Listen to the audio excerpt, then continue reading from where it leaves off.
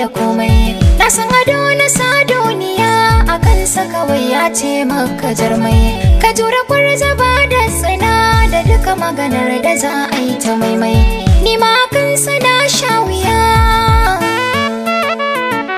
Labari na da zan baku ne maso ne bai yi mini uzuri ba. Da farko cikin rayuwa ta nisan ma ban yarda da shi ba. Wai daɗinsa ko kuma farin cikin da yake ciki ban sani ba. Yau ya kira ni na waiwaya,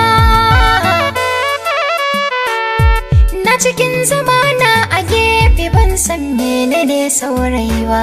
Ba na biɗar kowa yau kula na a gani na bai daidai da ni ba. Sabida na kasance ni ɗaliba ce so ba zai san da ni ba. Abin da ke cikin zuciya ba za na manta wata litinin ba, ranar za na je makaranta. Ina jiran abin da za na hau na tafi ga lokaci ya karata. Kuma idan aka fa za na je da nisa gashi sha'ani na mata. Kafin na karasa da wuya ina cikin tunanin hakan na kai goro kuma na kai mare. Don kun sani sosai ba ya wuce bako da ɗan gari. Wani ya bige ni da mota na sauya yanayi, an kai na asibiti jinya. Na samu raunuka 'yan ƙanana dan ciwon ma bai tsawwala ba.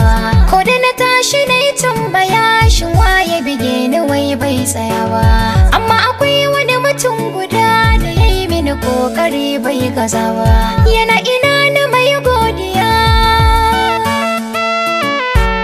Sai aka ce da ni baya nan amma ya je gida za ya dawo.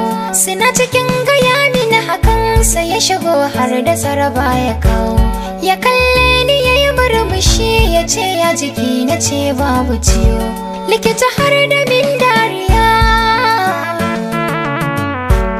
Likita sai ta ɗan ba mu lokaci mai magana ni da shi ɗai. To na ji daɗin hakan kwarai da na yi masa godiya ya ji sai dai.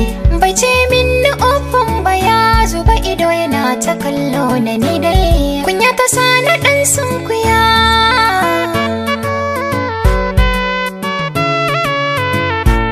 To a takaice mai shago na san so ne a sanadin shi. Ku biyo ni zan karasa labarin kwai arashi.